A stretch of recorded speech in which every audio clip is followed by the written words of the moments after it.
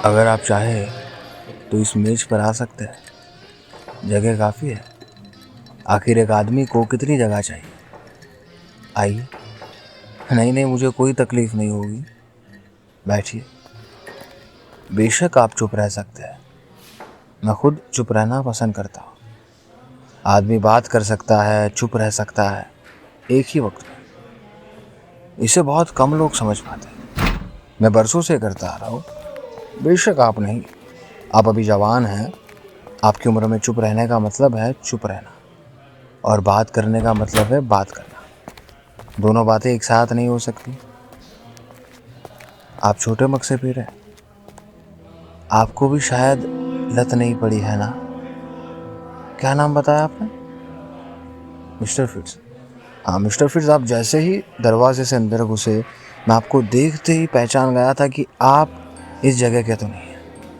यहाँ पर जितने भी लोग आते हैं, वो जेम्स की मंडली उधर बैठी है, वो थॉमस उधर बैठा है, सबको मैं जानता हूँ। आपको फर्स्ट टाइम देखा।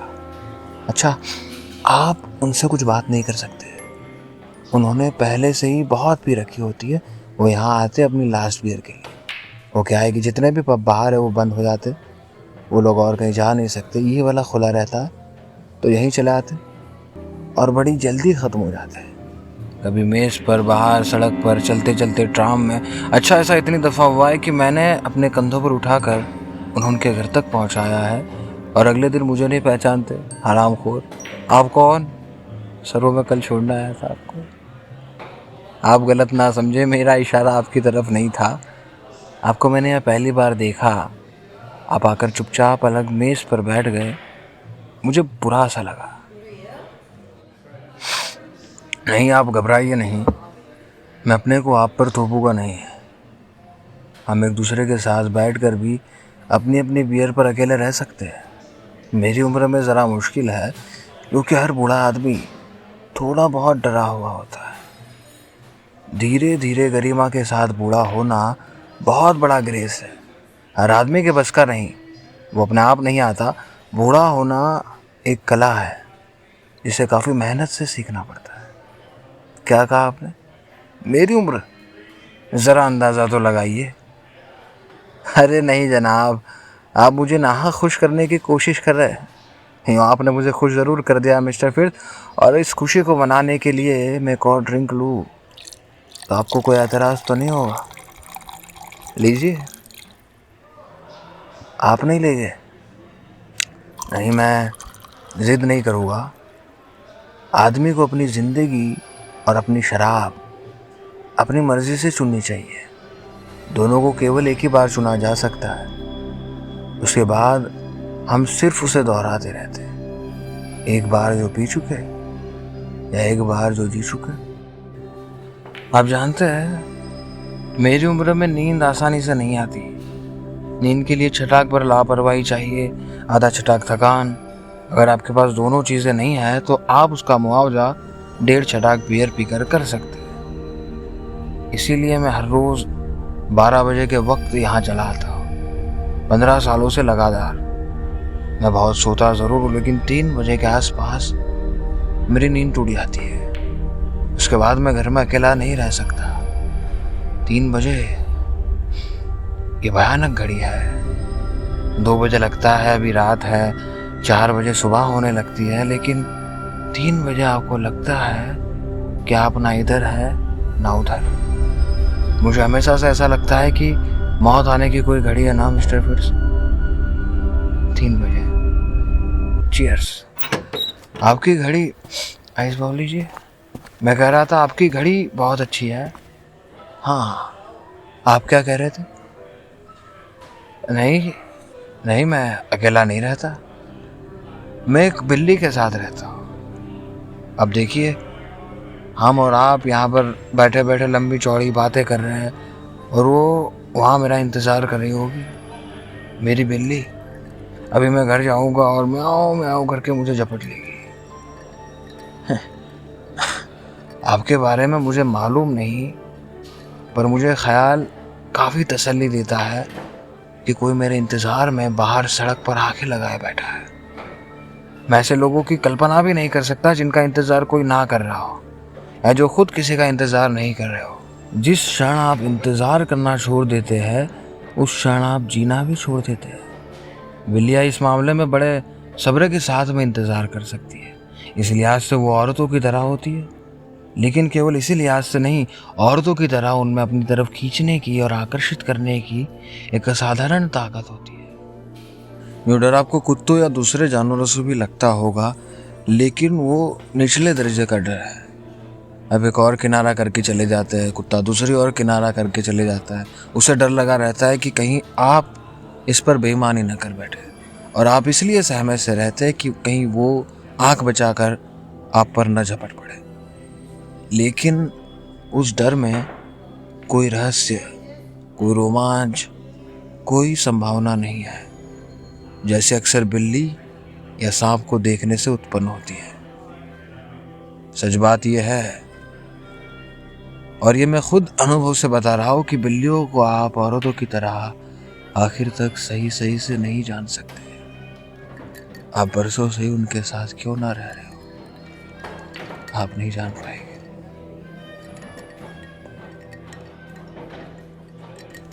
आपको ये बात ज़रा अजीब नहीं लगती कि ज़्यादातर हमें वही चीज़ें अपनी तरफ खींचती है जिनमें थोड़ा सा आतंक छिपा रहता है। आप बुरा ना माने तो मैं एक और ड्रिंक लूँगा मिस्टर फिट्स। वो क्या है कि अभी वो थोड़ी देर में पब बंद कर देंगे, सारे शहर में कुछ बचेगा नहीं। आप डरिए मत, मैं पीने की अपनी सीमा जानता हूँ। आदमी को ज़मीन से करीब 1.5 इंच ऊपर उठ जाना चाहिए, उससे ज़्यादा नहीं, वरना क्या होगा कि वो उठता जाएगा और उड़ान का अंत होगा किसी पुलिस स्टेशन में या नाले में, जो ज़्यादा दिलचस्प चीज़ नहीं है। अच्छा, कुछ लोग क्या करते हैं कि ज़मीन पर ही पाँव जमाए बैठते हैं। इससे अच्छा तो पियो ही मत। अब इतना भी एहसान मत करो। जी हाँ, सही फासला है 1.5 इंच। शायद ये बात सुनकर आप हंसेंगे कि पहचान तभी आती है जब हम पहचान के परे चले जाते हैं। इतनी चेतना अवश्य होनी चाहिए कि आप अपनी चेतना को माचिस की तिली की तरह बुझते हुए देख सके। जब तक लौ उंगलियों के पास सरक आए तो उसे छोड़ देना चाहिए, उससे पहले नहीं बाद में। कब तक पकड़े रहना और कब तक छोड़ देना चाहिए, पीने का रहस्य इसी पहचान में छुपा हुआ है। मुश्किल ये है कि हम उस समय तक पहुंच नहीं पाते जब तक हम 1.5 इंच ऊपर नहीं उठ जाते, फिर वो किसी काम का रह नहीं जाता। हाँ, क्या कह रहे थे आप? जी नहीं, मैं आपको पहले ही कह चुका हूँ कि घर में मैं अकेला रहता हूँ, अगर आप मेरी बिल्ली को छोड़ दें। जी हाँ, मैं विवाहित हूँ, मेरी पत्नी अब जिंदा नहीं, ऐसा मेरा अंदाज है। आप कुछ हैरान से हो रहे? अनुमान में इसीलिए कह रहा हूँ कि मैंने उसे जलाते या दफनाते नहीं देखा। आपको सुनकर हंसी आएगी, लेकिन मुझे लगता है जब तक आप अपने परिचित को अपने हाथों से जला ना दे, दफना ना दे, एक धुंधली सी आशा बनी रहती है कि वो अभी जीवित है। आप दफ्तर से घर लौटेंगे, दरवाज़ा खटखटाएंगे, वो रसोई से भागकर तौलिए से हाथ पोंछती हुई ठीक आपके सामने खड़ी होगी। बेशक ये भ्रम है, ऐसा होता नहीं है।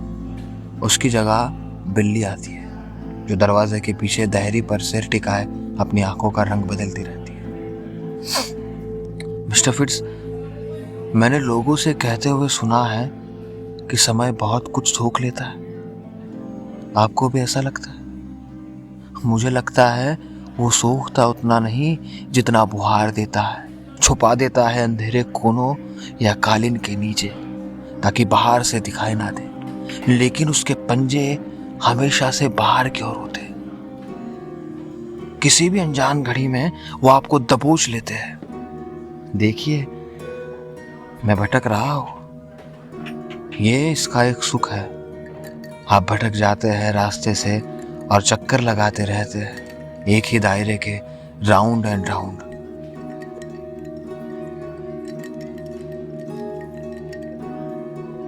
मिस्टर फिट्स, आप बच्चों का वो खेल जानते हैं, जब वे एक दायरा बनाकर बैठ जाते हैं, सिर्फ एक बच्चा रुमाल लेकर चारों तरफ चक्कर काटता रहता है। आपके देश में भी खेला जाता है?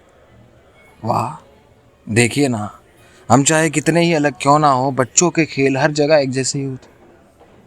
उन दिनों हम सबकी कुछ वैसे ही हालत थी, क्योंकि हम में से कोई भी नहीं जानता था कि कब अचानक किसके पीछे वो अपना फंदा छोड़ जाएगी। हम में से हर आदमी एक भयभीत बच्चे की तरह बार बार पीछे मुड़कर देख लेता था कि कहीं उसके पीछे तो नहीं है। जी हाँ, उन दिनों यहाँ जर्मन आए हुए थे और हालांकि लड़ाई के कारण सुबह से शाम तक काम में जुटना पड़ता था और मैं एक जवान बैल की तरह डटा रहता था। उस दिन जब मैं दफ्तर से घर लौटा, वो लोग मेरी बीवी को ले जा चुके थे। 7 साल की विवाहित जिंदगी में ये मेरा पहला मौका था जब मैं खाली घर में घुसा था। दूसरे घरों के पड़ोसी ज़रूर मुझे अपनी अपनी खिड़कियों से झांक रहे थे, ये स्वाभाविक भी था। मैं खुद ऐसे लोगों को खिड़कियों से झांका करता था जिनके रिश्तेदारों को गस्टोपा पुलिस पकड़कर बंद गाड़ियों में ले जाया करती थी। पर मैंने कल्पना भी नहीं की थी कि मैं घर में घुसूंगा और मेरी पत्नी का कमरा खाली पड़ा होगा। मेरी पत्नी की चीज़ें सब फर्श पर पड़ी हुई थी। कपड़े, किताबें, मुद्दत, पुराने अखबार, अलमारियाँ और मेज़ों के गराज खुले पड़े थे और उनके भीतर की सभी छोटी बड़ी चीज़ें फर्श पर उल्टी सीधी पड़ी हुई थी। सिलाई की मशीन, पुराने फोटो एल्बम। आप जानते, शादी के बाद कितनी सारी चीज़ें खुद ब खुद इकट्ठा हो जाती है। ऐसा लगता था उन्होंने कोने कोने की तलाशी ली, ऐसी कोई चीज़ नहीं थी जो उनके हाथों से बची रह गई हो। मैं अपने कमरे में बैठा रहा। मेरी पत्नी का बिस्तर खाली पड़ा था। तकिए के नीचे उसका रुमाल, माचिस, सिगरेट का पैकेट। सोने से पहले वो अक्सर एक सिगरेट पी लिया करती थी। सुबह सुबह में उससे कहता भी था कि तुम क्या रोज़। खैर, मैं उसके आदी हो गया था। पलंग के पास ही पाई पे उसकी किताब रखी थी जो उन दिनों वो पढ़ा करती थी। जिस पन्ने को उसने पिछली रात पढ़कर छोड़ा था, वहां उसने निशानी के लिए अपना क्लिप दबा लिया था। क्लिप पर उसके बालों की गंध जुड़ी हुई थी। आप जानते हैं, बरसों के बाद भी हमें छोटी छोटी चीजें कैसे याद रहती है।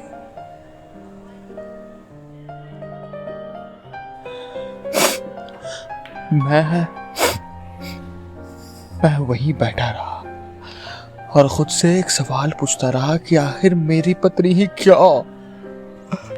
7 साल की विवाहित जिंदगी में ये मेरा पहला मौका था जब मैंने उस पर शक किया था कि उसने वो चीजें छुपा कर रखी थी जिसका मुझसे कोई लेना देना नहीं था। बाद में मुझे पता चला कि गेस्टोपो पुलिस तो कब से उसकी ताक में थी। उसके पास कुछ ऐसे पैम्पलेट और पर्चियां पाई गई थी जो उन दिनों अज्ञात रूप से लोगों में बांटी जाती थी और मुझे कुछ मालूम नहीं था। गेस्टोपो पुलिस की नज़र में ये सब संगीन अपराध था और पुलिस ने खुद सारी चीजें बरामद की थी और मुझे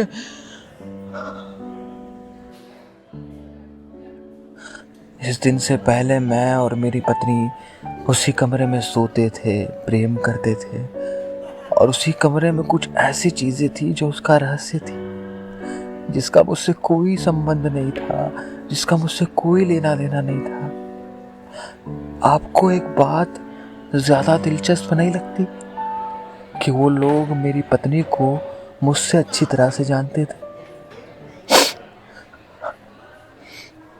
ये मैं थोड़ा खत्म कर लूं, फिर चलते हैं। मिस्टर फिट्ज, हमारी भाषा में एक कहावत है कि हमें जी भरकर पीना चाहिए, क्योंकि 100 साल बाद हम इस दुनिया में रहेंगे नहीं। 100 साल, ये काफी लंबा अरसा है। इतना कोई भी जी पाएगा, मुझे शक है। आदमी खाता है, पीता है, जीता है और एक दिन अचानक फट। नहीं, भयानक चीज मरना नहीं है। भयानक चीज यह है कि आदमी अपना भेद हमेशा के लिए अपने साथ ले जाए और आप उसका कुछ नहीं कर सकते। मैं घर में एक कमरे से दूसरे कमरे चक्कर लगाता रहा, अपनी पत्नी की चीजों की तलाशी करता रहा जैसे मैं उसका पति नहीं, पुलिस वाला था। अब उनके हाथों से तो बच नहीं पाएगी, ये मैं जानता था। जिन लोगों को पकड़ कर ले जाते थे, किसी को मैंने वापस आते नहीं देखा था। अगले दिन उन्होंने मेरा दरवाज़ा खटखटाया। मैं तैयार होकर बैठा था उनकी प्रतीक्षा में। मैं जानता था कि वो लोग आएंगे। अगर मेरी पत्नी उनके सामने सब कुछ कबूल कर देती तो शायद उन्हें मेरी ज़रूरत ना पड़ती, किंतु मैं जानता था कि मेरी पत्नी अपने मुंह से एक भी शब्द नहीं निकालेगी। पहला सवाल जो उन्होंने मुझसे पूछा, सिर्फ उसी का मैं हाँ में जवाब दे पाया। क्या तुम श्रीमती के पति हो? हाँ सर। बाकी सारे सवाल मेरी समझ में नहीं आ रहे थे। और जब मैंने उनसे कहा कि सर, मैं अपनी पत्नी की इन सब चीज़ों के बारे में कुछ नहीं जानता। अच्छा, तो तुम कुछ नहीं जानते? सर, मैं सही कह रहा हूँ, मैं इन सब चीज़ों के बारे में कुछ नहीं जानता। वो मुझे एक अलग सेल में ले गए। दिन भर, हफ्ते भर एक ही तरीके के सवाल अलग अलग ढंग से। बोलो, तुम किसको जानते हो? सर, मैं किसी को नहीं जानता सर, मैं किसी को नहीं जानता। बोलो, किससे मिलती थी? सर, मैं सच बोल रहा हूँ सर, झूठ मत बोल। सर, मैं सच कह रहा हूँ सर, प्लीज।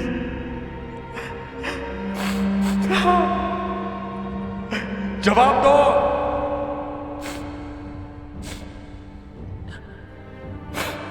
उन्हें विश्वास नहीं हो रहा था कि मैं जो अपनी पत्नी के साथ 7 साल से रह रहा हूँ, वो उसकी इन सब बातों के बारे में बिल्कुल नहीं जानता। वे मुझे उस समय तक पीटते थे जब तक मैं चेतना नहीं खो देता था, किंतु उनमें असीम धैर्य था। वे उस समय तक प्रतीक्षा करते थे जब तक मेरी चेतना वापस नहीं लौट आती थी। और फिर वही सिलसिला शुरू हो जाता था, वही पुराने सवाल और अंतहीन यातना। मुझे वे उसी समय छोड़ते थे जब वे खुद थक जाते थे या जब मैं बेहोश हो जाता था। मैंने कुछ भी कबूल नहीं किया। सच बात यह थी कि मेरे पास कबूल करने के लिए कुछ भी नहीं था। नहीं जनाब।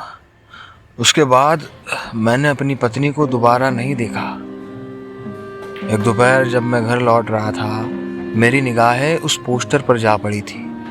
उन दिनों अक्सर वे पोस्टर तीसरे चौथे दिन शहर की दीवारों पर चिपका दिए जाते थे।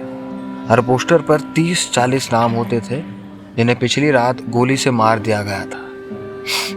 जब मेरी निगाहें अपनी पत्नी के नाम पर पड़ी तो मुझे कुछ क्षणों तक ये काफ़ी विचित्र सा लगता रहा कि उस छोटे से नाम के पीछे मेरी पत्नी का चेहरा हो सकता है।